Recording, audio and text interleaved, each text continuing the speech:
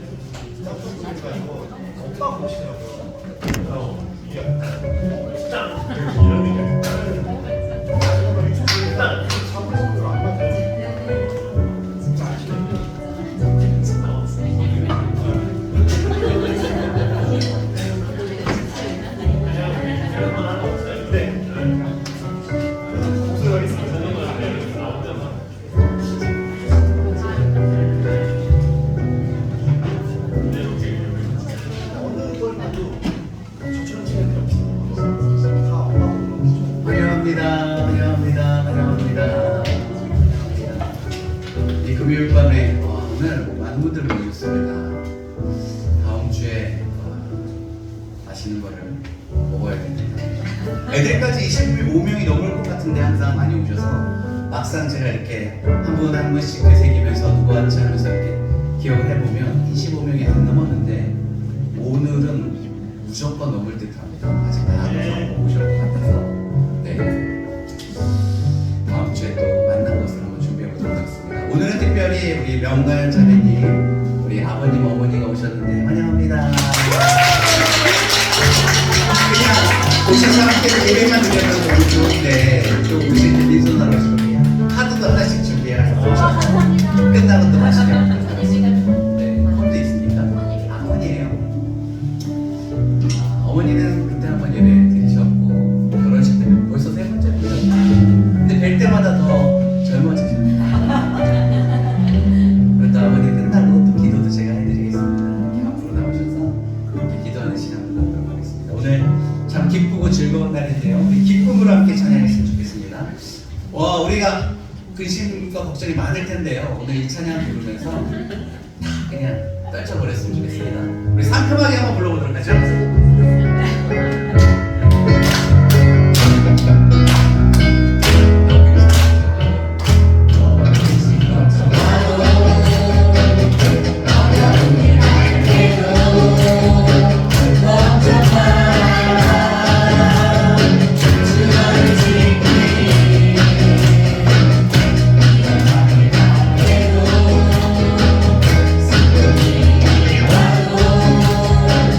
먼저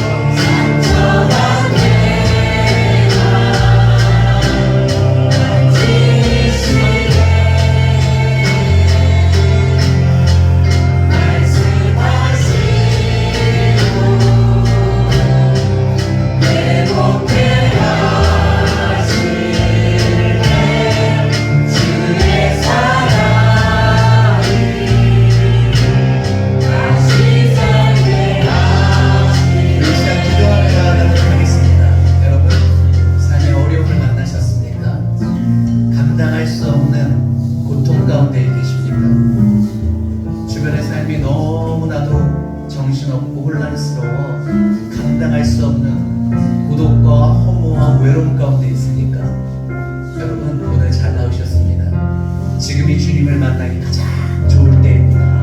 우리가 무너졌을 때, 내 자아가 무너졌을 때, 나의 모든 노력이 물거품이 되었을 때, 그때 주님께서 우리 가까이 계십니다. 우리를 찾아오셔서 우리를 만지려 하시고, 찾아오셔서 우리를 도우려 하시고, 찾아오셔서 우리를 회복해 하실 것입니다.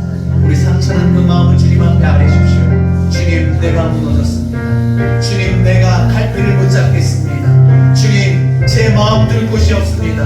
찾아오셔서 만져주시고 말씀하여 주시고 우리를 새롭게 하여 주시옵소서. 이 시간 주님 만나기를 원하고 주님 배우기를 원하오니 예배 가운데 함께하여 주시옵소서. 우리 주여 한번 외치고 기도합니다. 주여,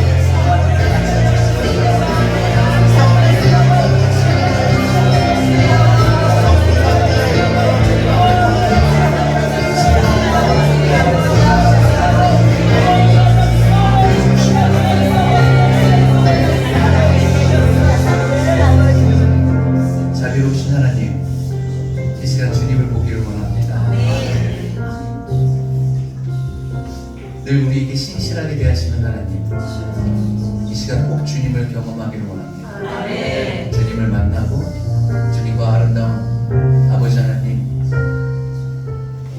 이야기들을 함께 만들어가고자 합니다. 우리의 마음을 영원히 오셔서 이곳에 임재하여 주시고 우리의 주인이 되어 주시옵소서. 우리 가운데 충만하여 주셔서 주님을 만남으로 우리 연약함들이 다 극복되게 하여 주시옵소서. 상처받은 심령이 있으니까 이 시간 치료를 받게 하여 주시옵소서. 허무와 외로움 가운데 있는 분이 계십니까? 주님이 친구 되어 주시고 연인 되어 주시고 동행하여 주셔서 이런 외로운 세상 가운데 주님으로 말미암아 우리가 환하게 웃을 수 있도록 우리의 소망과 기쁨이 되어 주시옵소서.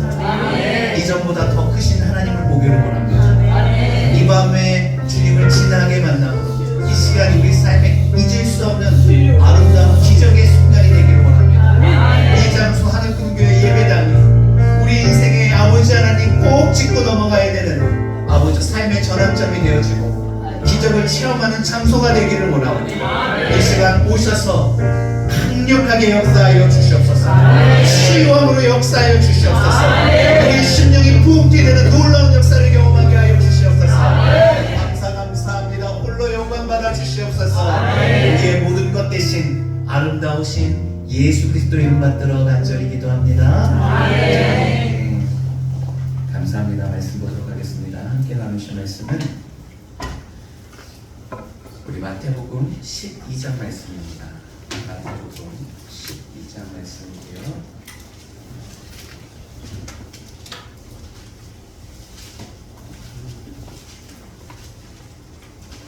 제가 갖고 있는 성경책 신약성경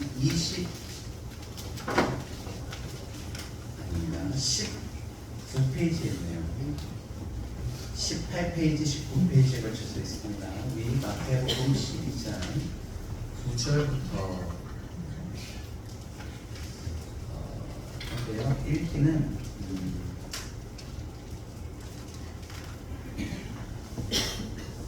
14절부터 읽도록 하죠.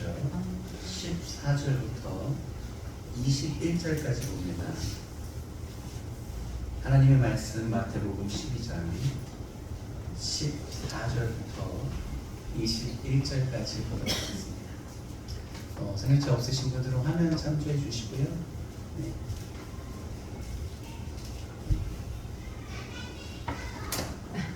그냥 듣게 하시면 될 것 같습니다. 네, 마태복음 12장 14절부터 21절까지 교독할게요. 제가 헛수절 읽고 짝수절 읽고 여러분은 헛수절 읽어주시면 감사하겠습니다. 제가 먼저 읽죠. 바리새인들이 나가서 어떻게 하여 예수를 죽일까 의논하거늘 예수께서 하시고 거기를 떠나시니 많은 사람이 따르는지라. 예수께서 그들의 병을 다 고치시고 자기를 나타내지 말라 경고하셨으니 이는 선지자 이사야를 통하여 말씀하셨다. 보라 내가 택한 종 곧 내 마음에 기뻐하는 바 내가 사랑하는 자로다. 내가 내 영을 그에게 줄 터이니 그가 심판을 이방에 알게 하리라. 그는 다투지도 아니하며 들레지도 아니하리니 아무도 길에서 그 소리를 듣지 못하리라. 상한 갈대를 꺾지 아니하며 꺼져가는 심지를 끄지 아니하기를 심판하여 이길 때까지 하리니 또한 이방인들이 그의 이름을 바라리라 함을 이루어 하시니라. 아멘.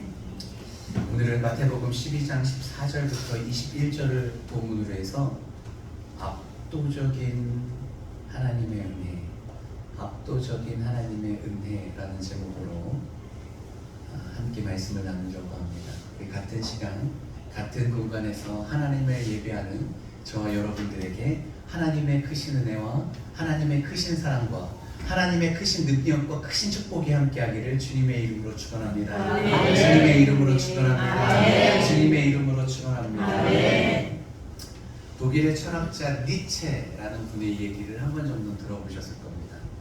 그가 기독교에 유명한 이유는 신은 죽었다라고 말했기 때문에 그렇죠. 신은 그 사람은요, 그분은요, 굉장한 기독교 명문 가정에서 태어났습니다. 5대째 목사님의 아들로 태어났어요. 5대면 어떻게 됩니까? 계산도 안 됩니다. 증조 할아버지의 할아버지 때부터 목사님이시다가 본인도 목사의 아들로 태어났습니다. 아빠가 일찍 돌아가셨어요. 20대 때. 그리고 엄마가요, 소원이 네가 신학을 해서 아빠처럼 목사가 되었으면 좋겠다라고 해서 어머니의 기대를 품고 신학교에 들어갑니다. 그런데 그가 믿음이 없었어요. 세상에 정말 신이 계시다면 이렇게 세상이 사회가 부조리하지 않을 텐데 라는 사회 현상을 보면서 하나님에 대한 근본적인 의심을 품습니다. 그리고 신학교를 뛰쳐나오죠. 그는 철학자가 돼요. 근데 독일의 유명한 철학자가 되어서 이렇게 얘기합니다. 그 당시가 산업화가 유럽에 한창 될 때였었어요. 기독교가 팽배했었지만, 기독교인들이 많았지만, 기독교가 그 사회의 주류였지만 산업화가 되면서 그들의 신앙을 버리고 하나님보다 더 물질의 마음을 쏟는 것을 보면서 기독교인들을 향해서 이렇게 말합니다. 당신들이 하나님을 죽였습니다. 하나님을 믿는다고 하지만 실제로 그는 하나님보다 돈을 쫓았고 하나님을 섬기기보다 성공을 쫓았습니다. 그런 모습을 보면서 기독교인들에게 일침을 날리죠. 서양의 기독교인들은 다른 사람이 아닌 기독교인들 여러분이 하나님을 죽인 것입니다. 뜨끔하죠, 그렇죠? 그래서 그가 신은 죽었다라고 얘기했을 때 그렇게 단순한 얘기는 아니고 굉장히 심오하며 철학적인 사상이 달려있는 것입니다. 그런데 더 중요한 것은 그 안에 하나님이 안 계셨습니다. 일침을 남기고 그가 하나님을 섬겼어야 되는데 그 또 하나님을 거부하고 부인하고 의심하였습니다. 똑똑했죠. 그래서 35살 때 아주 명문 학교에서 교수직을 하다가요 마음의 병이 와서 정신의 이상이 와서 학교를 그만하고 이제 쉬기 시작합니다. 그러다가 결국은 44세에 정신질환이 와버리고 2년 있다가 갑자기 쓰러져서 12년 동안 식물 상태에 있다가 결국은 하나님께 부름을 받습니다. 그는 신이 죽었다라고 세상에 선포하였지만 죽은 것은 하나님이 아니라 니체라는 사람이었습니다. 니체뿐만 아니라 세상에 많은 사람이 하나님은 없다고 하죠. 하나님은 존재하지 않는다 말합니다. 하나님이 죽었으면 대한민국이 어떻게 이렇게 비리공화국이 될 수 있느냐 말합니다. 하나님이 정말 살아계시다면 이 땅에 그렇게 많은 기독교인과 교회가 있는데 어떻게 대한민국이 이렇게 타락할 수 있느냐, 어떻게 저 많은 유흥업소가 다 장사가 잘 될 수 있느냐고 우리에게 반문하면서 하나님의 없음을 그들은 주장하고 하나님을 거부합니다. 그러나 그렇게 잘난 모든 이들이 죽을지라도 하나님은 살아계시고 이 땅의 주인이심을 우리가 부인할 수 없는 것이 사실입니다. 네. 여러분, 예수님을 누가 죽였습니까? 빌라도가 죽였다고 사도신경에 나와 있지만 사실상 예수를 죽인 이들은 유대인들이었습니다. 같은 이스라엘 사람들이었습니다. 그 중에서 앞장섰던 사람이 누굽니까? 하나님을 섬긴다는 대제사장, 제사장, 장로, 바리새인, 서기관들. 예수는 엄밀히 말하면 빌라도가 죽인 것이 아니라 그들의 민족이 죽였습니다. 그래서 부인할 수 없죠. 성경의 내용입니다. 그래서 예수는 실패한 인생이 되어지는 것 같았습니다. 그 배후에는 누가 있습니까? 사탄이라는 세력이 있죠. 우리 원수 마귀가 그들을 조장했습니다. 그리고 모두가 예수를 십자가에 못 박으라고 외쳤습니다. 그래서 사탄이 이기는 것 같았으나 표면적으로는 예수님은 죄가 없으신 분으로 사망 권세 가운데 내려갔다가, 그죠? 무덤 가운데 들어가셨다가 사망에서 살아나셨습니다. 승리하셨습니다. 결국은 하나님께서 승리하신 것이죠. 이 땅의 역사가 그렇습니다. 우리는 요즘 큐티책을 통해서 사도행전을 좀 우리가 보고 있는데요. 사도행전 역사를 보십시오. 빌립 집사님이 어떻게 보면 재판에 서게 됩니다. 그리고 예수 그리스도를 증거합니다. 너희가 예수 그리스도를 죽였다는 것이죠. 근데 예수 외에는 구원이 없다라고 그들에게 당당히 얘기할 때 그들이 스데반 집사님을 화가 나서 돌로 쳐 죽입니다. 그리고 그 사건으로 인하여서 핍박이 점점 심해졌습니다. 대표적인 사람이 사울이죠. 교회를 잔멸하라고 했을 때 그들이 흩어지게 되었고 흩어진 곳에서 하나님의 복음을 전하게 됩니다. 인류의 역사는 사탄이 이기는 것 같으나 결국 하나님께서 그 상황을 되치게 하셔서 흩어진 곳에서 복음을 전하니 사마리아 성에 복음이 전파되었고 그 성에 기쁨의 성이 되었다라고 성경을 기록하고 있습니다. 우리가 예측할 수 없는 방향으로 하나님이 역사하고 계시다는 겁니다. 여러분, 그래서 하나님께서는 눈으로 보기에는 위태위태한 것 같으나 하나님께서 압도적으로 이 세상을 이끌어 가시기 때문에 하나님이야말로 역사의 주관자라고 우리가 믿게 되는 것입니다. 압도적이다라는 뜻을 제가 사전을 찾아봤습니다. 월등한 힘이나 재주 따위로 남을 꼼짝 못하게 한다는 것입니다. 눈으로 봤을 때는 세상이 큰 것 같고 사탄이 강한 것 같지만 하나님이 그 위에 더 강하신 분으로서 이 세상과 어둠의 세력을 압도하고 있다는 겁니다.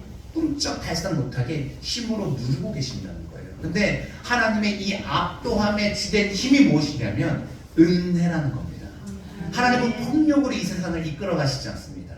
오히려 압도적인 은혜로 우리의 굳어져 있는 마음, 딱딱해진 마음을 사랑으로 풀어가고 계시고 한량없이 기다려주시고 베풀어주시고 사랑해주시고 섬김으로 말미암아 완악한 우리가 진심으로 하나님의 사랑을 받아들일 수 있게 한다는 것이죠.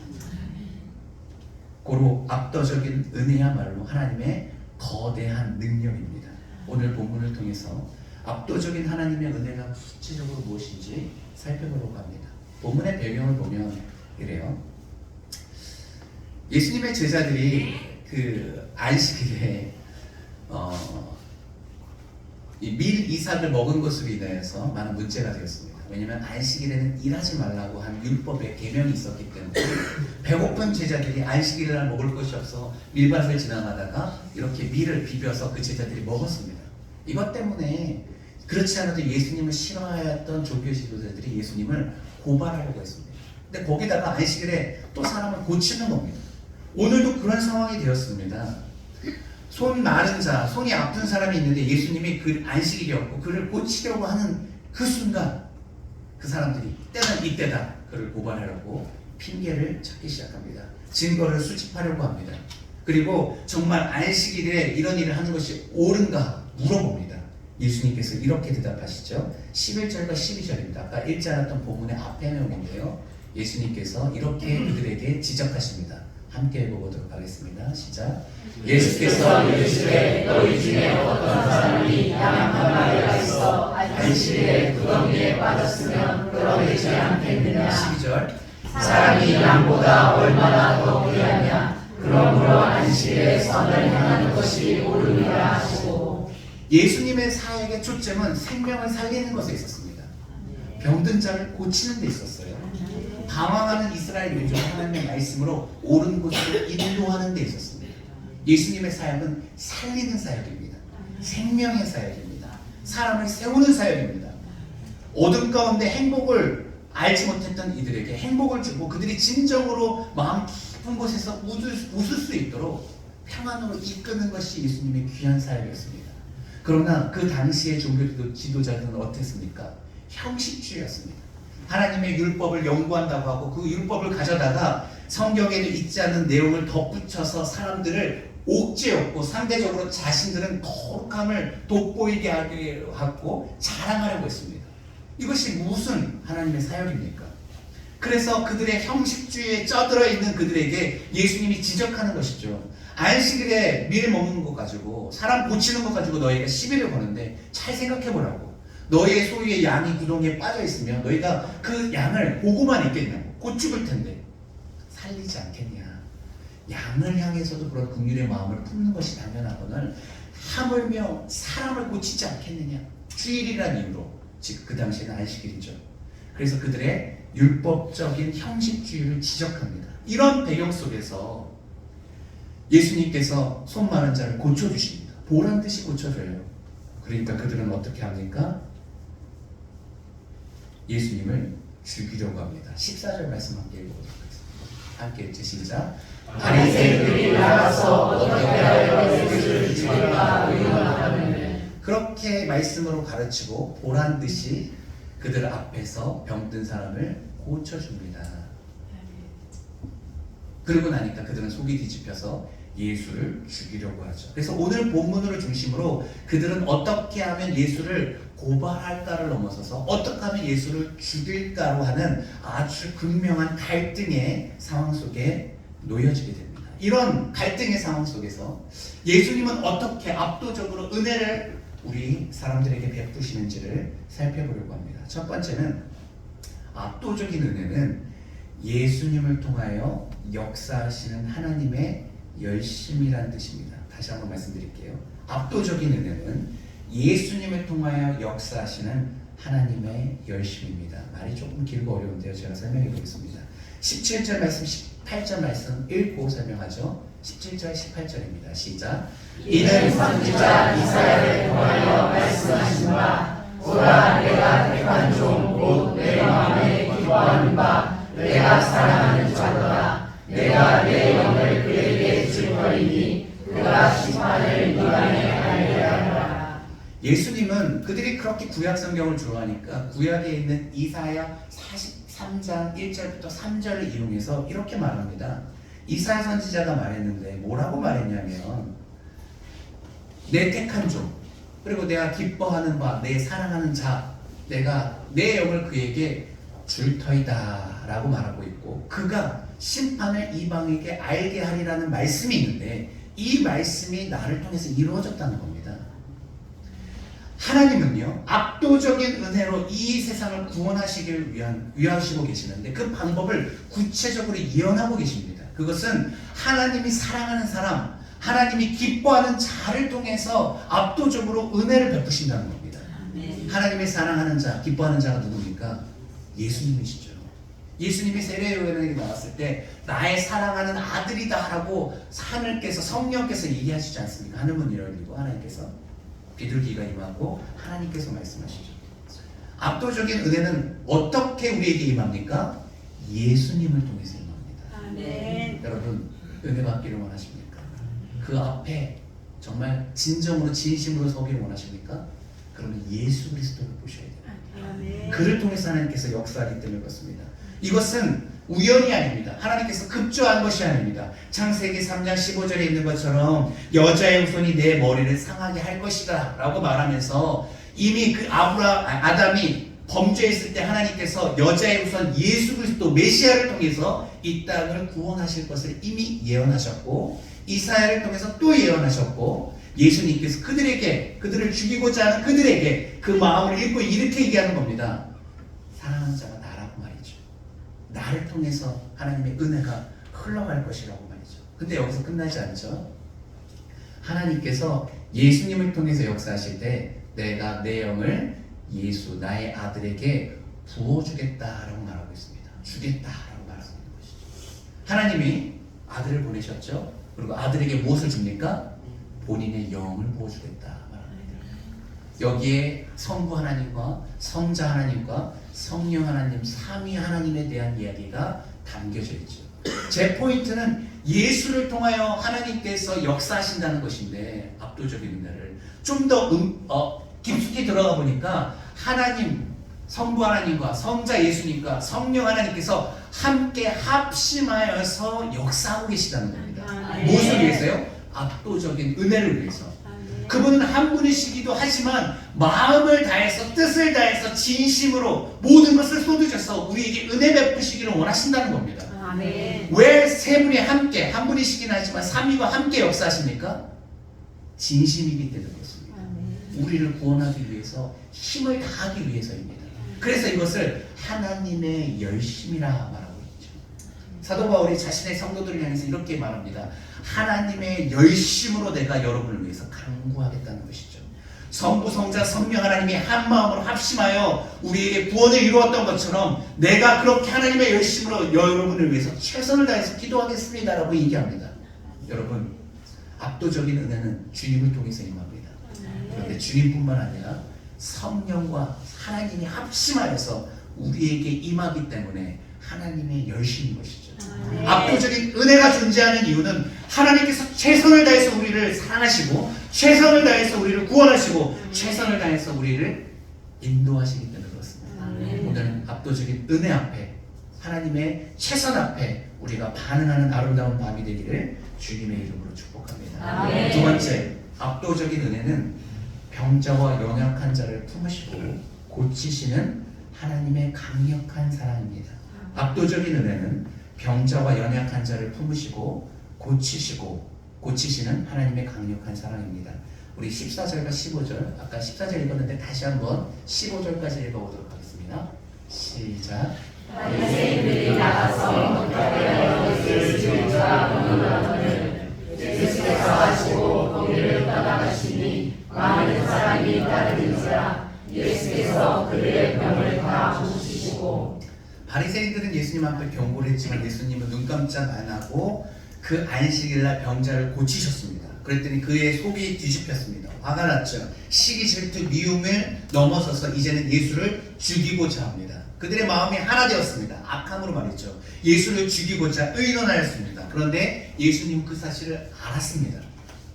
우리의 생각을 아시는 하나님이시죠. 알았으면 더 이상 문제를 일으키지 않기 위해서 안 하실 텐데 그럼에도 불구하고 주님은 그곳을 떠나셨고 15절에 있는 것처럼 계속해서 병자를 고치십니다.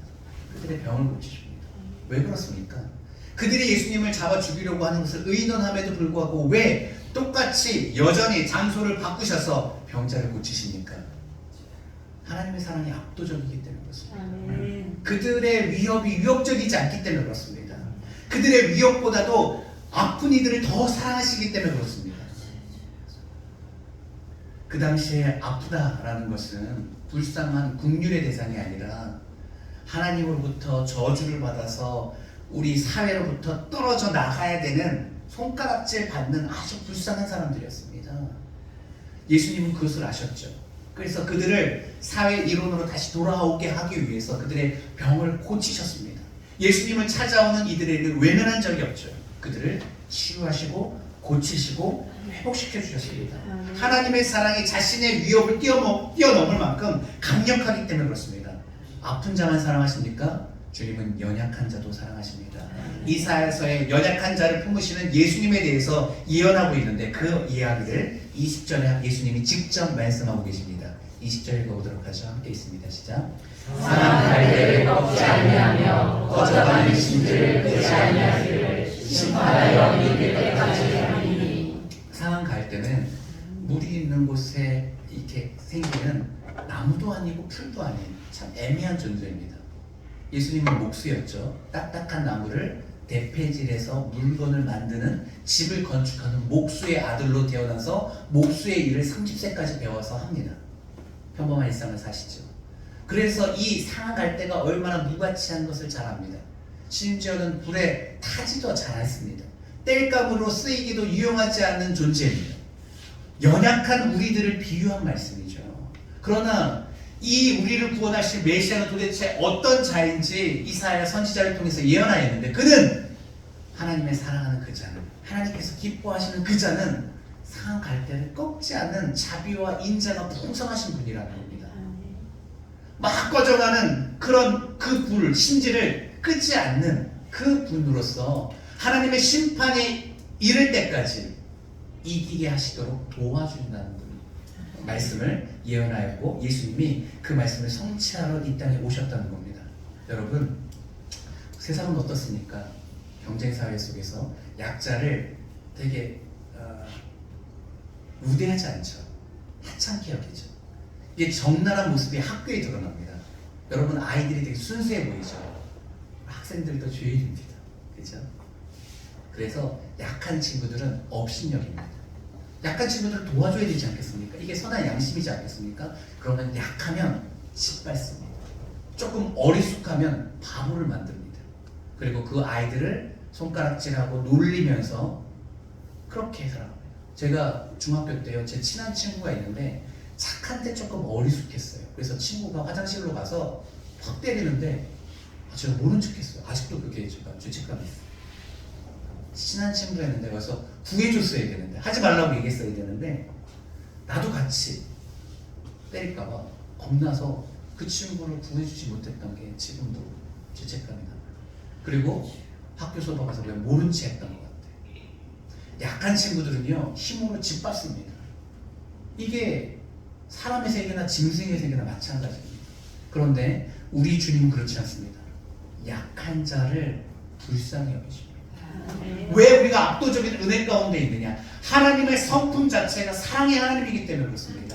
세상은 병든 자를 터부시하고 그들을 외면하고 그리고 연약한 자를 짓밟는 것이 세상이고 세상의 논리인데 우리 주님은 연약한 자들을 돌보시는 주님이십니다. 누가 뭐래도 그들과 함께하고 그들과 친구가 되고 그들을 고쳐주시고 그들을 위로해주시고 그를 세워주십니다. 그런데 그 사랑이야말로 우리의 의심과 우리의 연약함과 우리의 그 모든 것을 치유해 주시고 고쳐 주시는 유일한 희망이 됩니다. 주님께 나아가면 주님이 외면하지 않는다는 것을 우리가 알기 때문에 그렇습니다.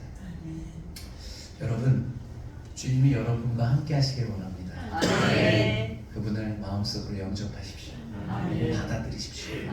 우리의 연약함이 주님 안에서 강해질 수 있습니다. 이것이 우리가 소망을 품는 이유고 그 하나님은 병든 자, 연약한 자를 통하여서 우리의 인생을 역전시키는 좋으신 하나님이십니다.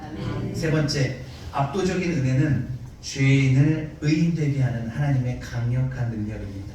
압도적인 은혜는 죄인을 의인되게 하는 하나님의 강력한 능력입니다. 오늘 본문을 벗어나서 우리 갈라디아서 한번 넘어가도록 하겠습니다. 2장 16절 좀 긴데요. 그 시간 보이실까요? 우리 한번 천천히 한번 읽어보도록 하겠습니다. 시작. 사랑이 우리에게 그것을 율법의 힘으로 알려하느냐 오직 예수 그리스도를 믿음으로 알려하느니라. 우리도 그리스도 예수를 믿나니 이는 우리가 율법의 힘으로서 아니고 그리스도를 믿음으로써 의롭다함을 얻으려 합니다. 율법의 힘으로서는 의롭다함을 얻을 주체가 없느니라. 제가 정리해서 말씀드리는 이유예요. 죄인에게는 하나님의 심판이 필연적으로 따라옵니다. 하나님은 조금의 악도 죄도 그림자도 어둠도 없는 분입니다. 빛이십니다. 그는 선하시지만 죄를 향해서 심판하는 속성이 갖고 있습니다. 그래서 아담에게 경고하죠. 선악과를 먹으면 너희가 반드시 죽을 것이다. 근데 그것을 어겼고 그 어긴 대가로 아담은 심판을 받습니다. 아담의 후손으로 태어난 우리는 태어나면서 이미 그의 죄를 갖고 태어납니다. 원죄라고 하죠. 또한 우리가 성장하면서 죄를 또 짓습니다. 그 심판 앞에 우리가 벗어날 길이 없죠. 하나님은 우리를 심판할 존재입니다. 우리는 죄인입니다. 이것이 소망 없는 우리의 현 주소라는 것이죠. 그런데 하나님께서 압도적인 은혜로 우리 죄인을 의인으로 바꿔버렸습니다. 이것이 은혜인 줄 믿습니다. 아멘. 그런데 이것이 이렇게 옮겨질 수 있는 속성인 것이 전혀 아닙니다. 죄인은 죄인이고 의인은 의인인데 의인은 하나님의 말씀을 온전히 100% 지킬 때 가능하다는 것이죠. 여러분 죄인입니까? 주일학교를 향해서 물어봤습니다. 그랬더니 우리 하은이가 장집사님 딸이 저는 죄인이 아니에요. 너 거짓말 안 하니? 거짓말 안 해요. 하면서 거짓말 하더라고요. 그러면 너는 100% 하나님의 말씀을 다 듣니? 그러니까 조금 뭔가 이상했나 봐요. 아니요, 99% 엄마 말씀, 하나님 말씀 들어요. 근데 그 1%를 하지 않아도 넌 죄인이야 라고 얘기했어요. 얼마나 이해했는지 모르겠죠. 여러분 그렇습니다. 의인이 되는 길은 하나님의 온전한 뜻을 다 순종할 때 가능한데 우리는 그 길을 갈 수가 없습니다. 그런데 어떻게 하나님은 우리 죄인을 의인으로 바꾸셨습니까? 이것이 이해되지 않는데 하나님의 압도적인 은혜라는 겁니다. 하나님의 강력한 은혜가 없어서는 조금의 은혜로는 이것이 불가능한데 하나님께서 놀라운 역사를 하시죠. 우리가 예수 그리스도를 믿으면 우리에게 의인 되는 것을 그냥 허락해 주는 겁니다. 실제로 의인이 되는 게 아니에요. 말씀을 보십시오. 하반절에 보면 우리가 율법의 행위로서가 아니라 그리스도를 믿음으로써 의롭다함을 얻으려 함이라. 의인이 된다는 뜻이 아닙니다. 하나님께서 예수를 믿는 이들에게 의인이라고 인정해 주는 겁니다. 이것이 압도적인 은혜입니다. 왜냐하면 우리는 말씀으로 율법으로 하나님의 의인이 될 수 없는데 하나님께서 예수를 그냥 믿기만 하면 내가 의인으로 쳐줄게라는 것입니다. 이게 어떻게 가능합니까? 근데 주님께서 그렇게 하시면 되는 것이죠. 여러분 우리가 구원받는 것은 아무런 자격이 없습니다. 그냥 주님께서 우리를 그냥 불쌍히 여겨주셔서 의인으로 그냥 여겨주시는 거예요. 핵심은 무엇입니까? 예수를 믿는 믿음입니다. 이것이 그러니까 놀라운 힘이에요. 여러분 아직까지 예수님을 구주로 영접하시지 않은 분이 계십니까? 속으로 목사님 나 교회 열심히 다니고 있으니까 봉사하고 있으니까 예수님 믿겠지 생각하시겠지. 근데 마음속 깊은 곳에 의심이 있을 수 있잖아요, 그죠? 지사님 그럴 수 있잖아요, 충분히, 그죠? 지사님 그렇다니까요. 조금의 의심이라도 있으면 여러분 오늘 이 밤에 그 의심을 뛰어넘는 예수 그리스도를 믿는 믿음이 여러분 가운데 생기게 해서 압도적인 하나님의 은혜로 우리가 예수님을 믿기만 하면 우리를 의인으로 여겨주시는 이해할 수 없는 그 하나님의 은혜 가운데 서기를 소망합니다. 아멘. 우리가 자격이 있으면 우리는 은혜 받을 수 있는 것이 아닙니다. 자격이 없기 때문에 은혜를 받는 것이죠. 아멘. 자격이 있으면 그것에 상당한 대가를 받는 것이죠. 우리는 대가를 받는 것이 아닙니다. 아무런 자격이 없는데 주님께서 공짜로 선물을 주신 겁니다. 아멘. 그 선물을 받은 사람은 깨닫게 되는 것이죠. 이것은 하나님의 주관적이고 열심으로 인한 압도적인 은혜다. 아멘. 그 은혜가 어떤 은혜인지 깨닫게 되는 아름다운 밤이 되길 원합니다. 도전 목사님이 이렇게 말했어요.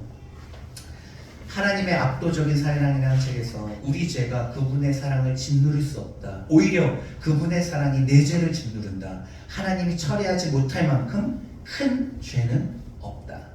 죄가 큽니까? 하나님의 은혜가 큽니까? 하나님의 은혜와 사랑이 큰 겁니다. 죄가 더한 곳에 더 큰 은혜가 있는 이유는 하나님께서 우리 아무리 큰 죄라 할지라도 그 죄를 덮어버리는 압도적인 사랑과 은혜가 있기 때문에 그렇습니다. 아직도 의심이 됩니까? 성령께서 여러분 마음 가운데 임재하셔서 그 한심이 의심이 떠나가고 믿어지는 역사가 있기를 원합니다. 그렇기 때문에 우리 삶에 하나님의 압도적인 은혜가 있기 때문에 소망이 있는 것이죠. 자신을 보십시오. 한심밖에 안 나오죠. 나를 보십시오. 내 인생을 보십시오. 얼마나 답답합니까? 불안하고 염려가 되고. 그런데 예수를 우리 마음 가운데 영접하면 압도적인 은혜로 말미암아 오늘에 대한 감사가 나오는 겁니다. 하루의 삶이 감사합니까? 하나님께서 우리 안에 계시다는 겁니다.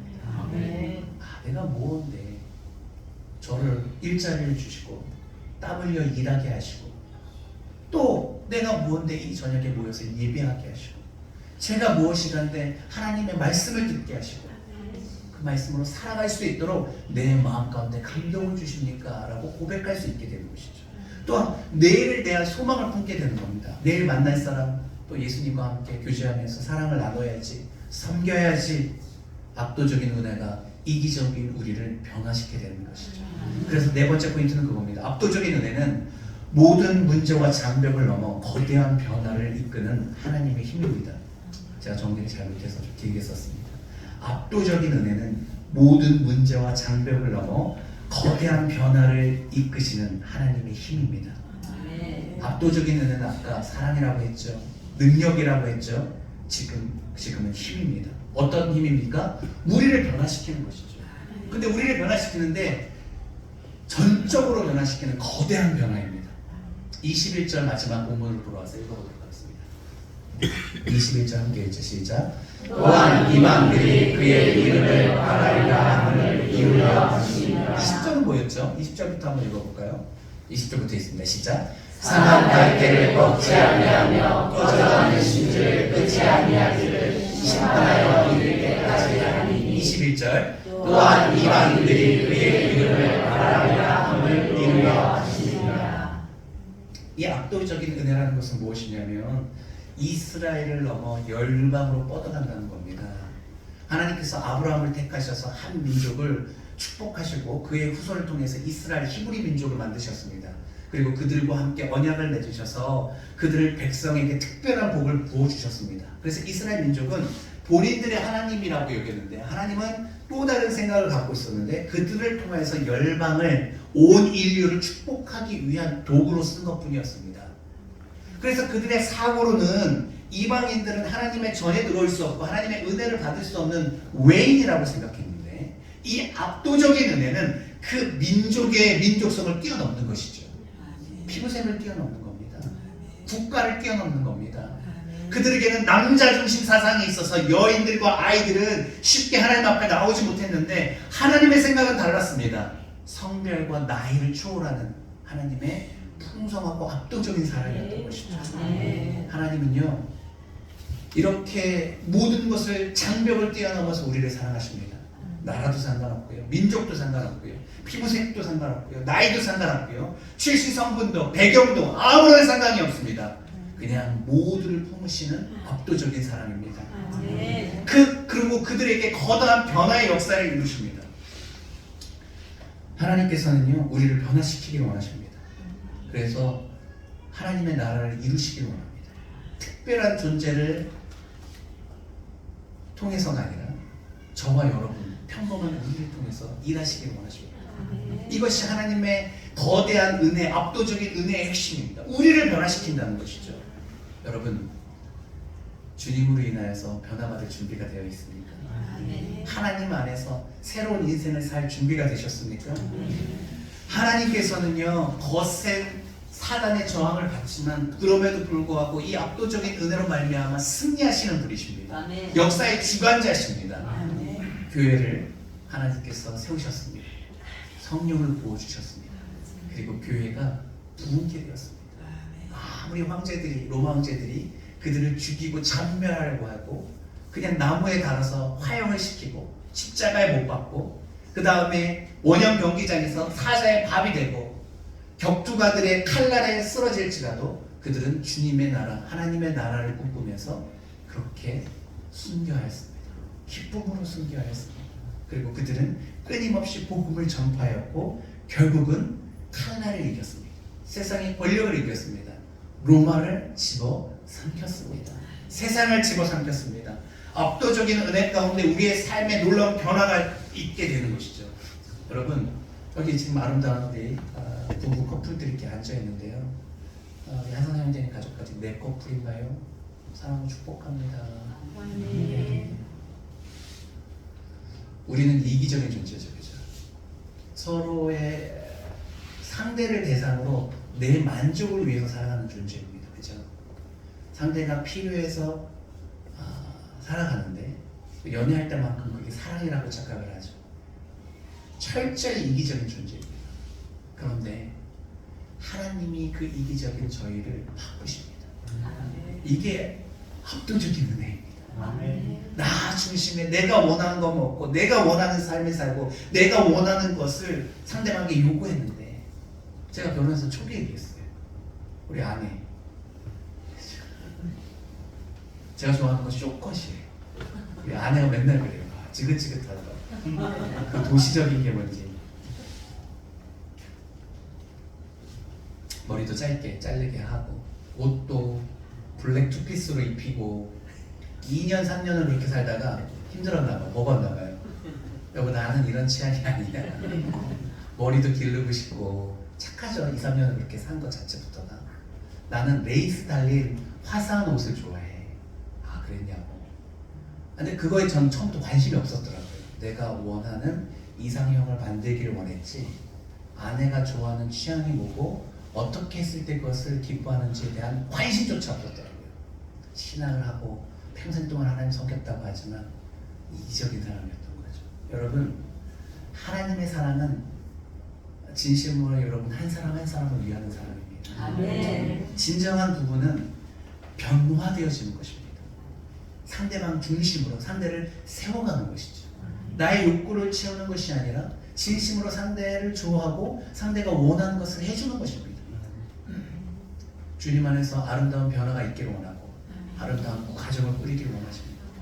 주님이 원하시는 바는 그겁니다. 우리가 주님 안에서 변화되어서 가정을 살리기를 원하는 겁니다. 여러분, 가정을 살리셔야 됩니다. 가정을 포기하지 마십시오. 가정이야말로 천국이 되어야 되는 1차 목표입니다. 가정 속에서 하나님의 나라를 만들어내십시오. 가정 속에서 하나님의 놀라운 사역을 사모하십시오. 그리고 그 가정들이 모여서 우리가 공동체를 이루었지 않습니까? 이 하늘꿈 교회 안에서 각자가 섬기는 교회 안에서 아름다운 섬김의 모습을 보십시오. 우리 주님은 우리를 섬겨주셨습니다. 사랑하셨습니다. 희생하셨습니다. 이 공동체를 자신의 이익의 무리로 보는 것, 도구로 보는 것이 아니라 내가 섬겨야 할 대상으로 보고 이곳에서 희생해서 섬기시며 그 공동체를 세워가십시오. 이것이 변화되는 우리의 모습입니다. 이것이 어떻게 가능합니까? 이기적인 사람이 어떻게 배우자에게 맞추고 공동체에게 맞춥니까? 어떻게 주님에게 맞춥니까? 압도적인 그의 은혜가 그에게 맞출 수 있는 힘이 되어 주시는 것이죠. 그러니까 주님께서 우리의 눈높이를 맞추셔서 육신의 모습으로 오셨고 우리의 연약함을 품으셔서 끝까지 사랑하시고 용서하셨기 때문에 그 압도적인 사랑 앞에서 우리가 무너지는 것이죠. 말씀을 내주려고 합니다. 우리는 역사를 주관하시는 하나님의 큰 그 흐름 한 중앙에 있습니다. 그를 인정하고 그의 역사를 믿음으로 바라보면 우리는 주님 안에서 위대한 인생이 될 수 있습니다. 왜냐하면 우리는 이미 압도적인 은혜를 받은 사람이기 때문에 그렇습니다. 누군가를 용서할 수 있는 힘이 우리 안에 있습니다. 그리고 포기하지 않고 기다리고 인내할 수 있는 힘이 주님 안에서 주어졌기 때문에 그렇습니다. 여러분, 믿음의 삶을 살아가십시오. 그 은혜가 모든 상황과 문제를 넘어서게 합니다. 압도적인 은혜야말로 우리 앞에 놓여져 있는 산적한 문제와 상황을 뛰어넘게 합니다. 그 은혜가 힘이 있기 때문에, 능력이 있기 때문에 문제를 뛰어넘게 되는 것이죠. 이 인생을 역전시키는 하나님을 우리가 경험할 수 있습니다. 우리는 초라한 자로 이 땅 가운데 났을지 모르겠지만 하나님께서 함께 하시면 그 인생을 완전히 변화시켜 버립니다. 우리의 질병을 치유하시고 우리의 연약함을 강하게 하십니다. 각자의 조건들이 충족될 때 우리는 행복할 수 있겠지만 이제는 변화여서 예수님으로 행복함을 느끼는 타고난 존재가 되는 것이죠. 여러분, 행복의 요소가 무엇입니까? 예수님입니다.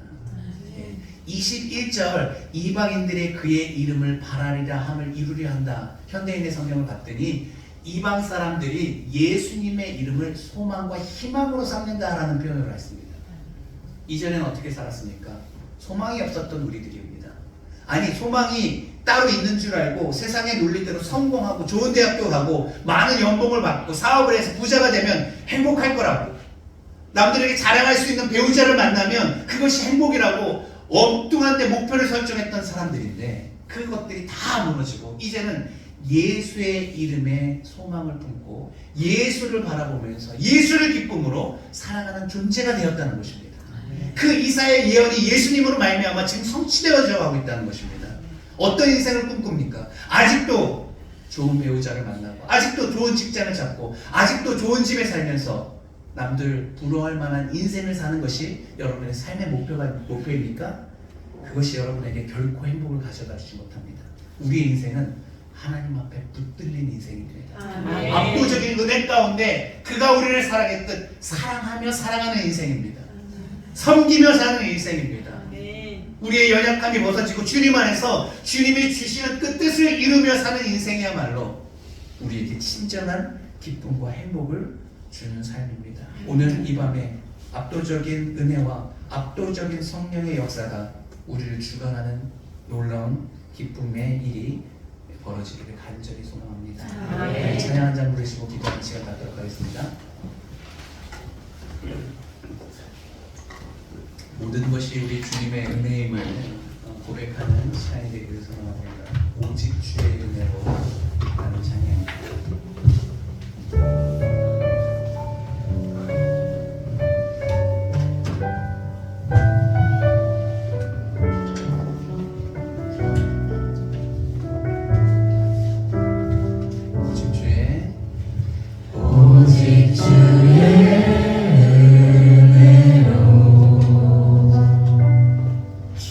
지금 여기 서 있네.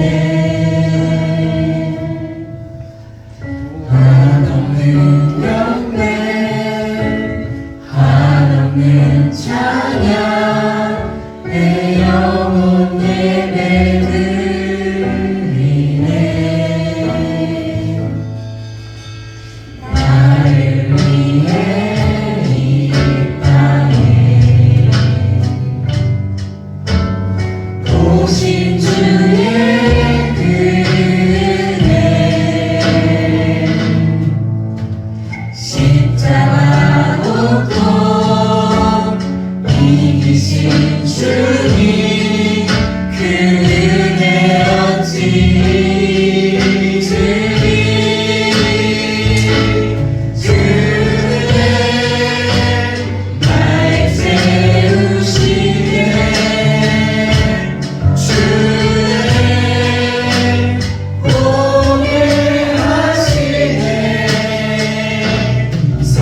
살아가는 동안 은혜로만 살리 십자가를. 우리 다시 한번 고백하죠. 오직 주의 은혜로, 오직 주의 지금 여기 서 있네. 지금 여기 서 있네. 한없는 경배, 한없는 찬양, 내 영혼 예배 드리네.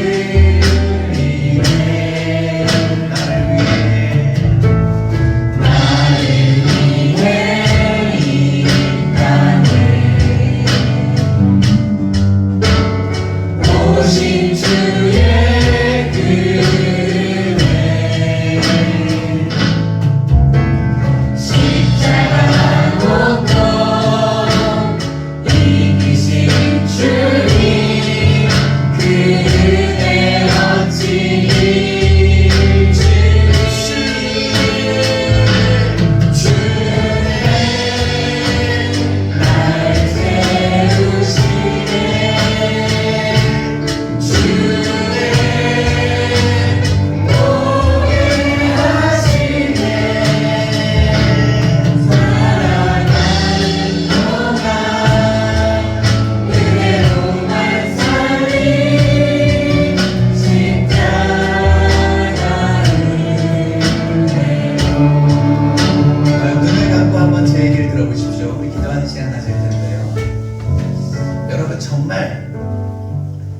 죄인된 우리가 예수님을 믿으면 의인된다는 이 이신칭의 글이죠. 믿음으로 구원받는다라는 것을 믿으십니까?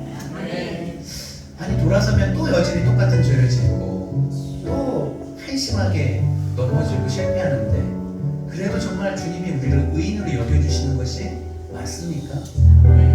아멘 하지만 또 마음속 깊은 곳에 의심이 살짝 있는 것도 사실이지 않습니까? 예수님은 왜 병자들을 고쳐주셨을까요? 사람들은 병자 고침받는 것을 정말 기적으로 여깁니다. 그것은 불가능하다고 여기죠. 하나님이 아니면 고칠 수 없다고 생각합니다. 그런데 예수님이 고치셨습니다. 그리고 그들은 그 고침을 통해서 기적을 인정했습니다. 그리고 예수님의 능력을 인정하고 예수님을 하나님의 아들로 새롭게 보기 시작했습니다. 예수님이 왜 그러셨을까요? 내가 너희의 죄를 용서하고 너희를 의인으로 여긴다는 것을 알려주시라는 거죠. 마음속 깊은 곳에 우리가 아무리 신앙생활을 오래 해도 정말 내가 의인으로서 인정받아 천국에 갈 수 있을까라는 의문이 있는데 치유의 사역을 통해서 당연히 그것도 하실 수 있다는 것을 알려주시는 겁니다. 여러분 성령 충만하면 그곳에 놀라운 기적의 역사가 있습니다. 병고침의 역사가 있습니다. 치유의 역사가 있습니다. 귀신이 떠나가는 역사가 있습니다. 저들께 성령이 충만함으로 우리의 사도들과 우리 빌립 집사님과 우리의 사도 바울 선교사님이 놀라운 기적의 역사를 이루었습니다. 그것을 통해서 예수님께서 우리에게 확실히 말해주고 싶은 것이 있습니다. 너희가 아무리 죄인일지라도 내가 너희를 용서한다. 너희는 나의 자녀다. 내 안에서 반드시 구원받고 천국에 이를 수 있다는 확신을 주는 겁니다. 이 밤에 그 확신을 경험하는 밤이 되기를 원합니다. 주님, 저는 하나님의 자녀가 확실합니다. 내가 예수를 믿음으로 영생을 얻었습니다. 내가 갈 곳은 주님의 품에 있는 저 천국 하나님의 나라입니다. 이 땅에 살 때 내가 하나님의 사람으로서 아버지 압도적인 은혜에 감복하여서 사랑하며 살게 하여 주시옵시고 아버지 안에 주님 오시는 날까지 그 사랑이 흔들리지 않고 승리하는 삶을 살아가게 하여 주시옵소서. 오늘 아버지 그 놀라운 역사를 이루어 주시옵소서. 주여 한번 외치고 기도합니다. 주여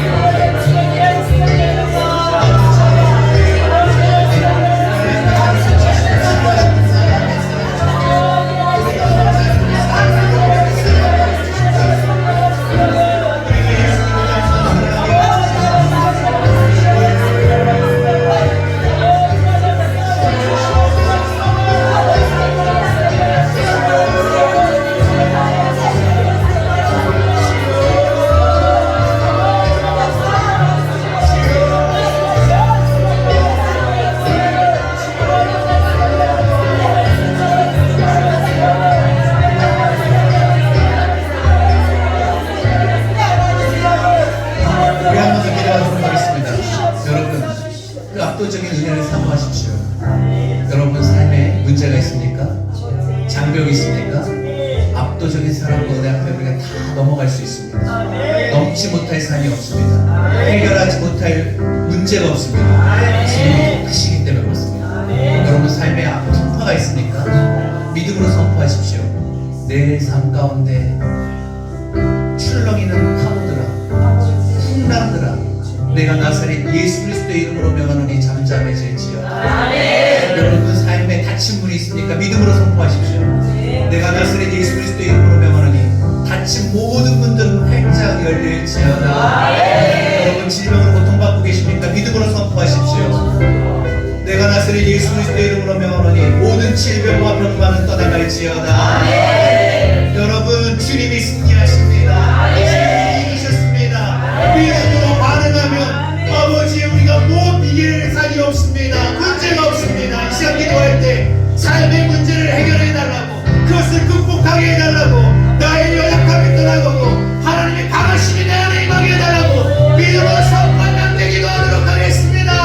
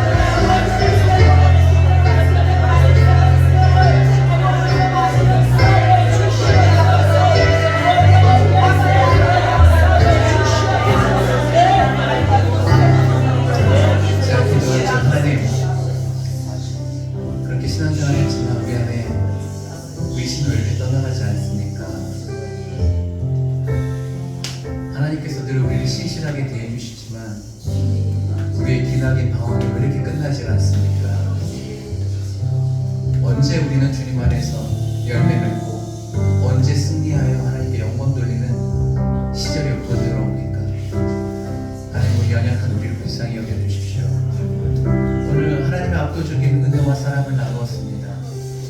오늘 예배를 통해서 우리들에게 확신을 주시옵소서.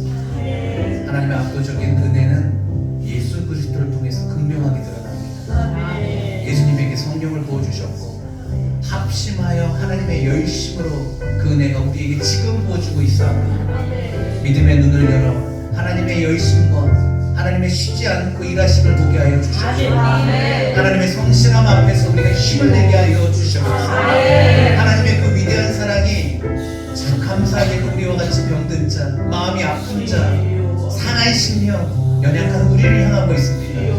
얼마나 감사한 자, 그 사랑을 오늘 경험하기를 원합니다. 우리의 병든 마음을 치료하여 주시옵소서. 우리의 혼탁한 정신을 새롭게 하여 주시옵소서. 병든 육체를 고치사 새롭게 하여 주시옵소서. 아버지 하나님, 입안에 우리를 의 삼아 주신 하나님께 영광을 돌립니다. 우리가 무엇이라고 희생하셔서 우리를 의인으로 여겨주시고 하려면 은혜를 부어주십니까? 더 이상 흔들리지 않는 믿음 가운데 서기를 소망하오며 그 믿음의 힘입어 아버지 하나님 거대한 변화의 역사에 동참하기를 원하오니 우리를 변화시켜 주시옵소서. 옛사람은 가고 이제는 새 사람이 되어서 오직 주님과 주님의 나라를 위하여 사는 우리들이 되기를 원합니다. 우리의 가정도 우리의 일도 우리의 모든 것도 은사도 주님을 위한 것인 줄을 아오니 그 모든 것을 사용하여서 주님께 영광 돌리는 인생 되게 하여 주시옵소서.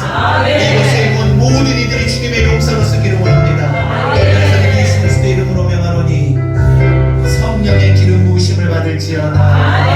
성령의 기름 부으심 받을지어다. 사명자로 일어설지어다. 잠자는 영혼이여 깨어날지어다. 주께서 빚으시기를 원하시오니 좋은 대로 믿으시고 새롭게 하여 주셔서 이전에 나는 사라지고 아버지 주님 안에서 다시 부활하여 주님의 나라를 위한 내 일생을 온전히 될 수 있도록 이 밤에 축복하여 주시옵소서.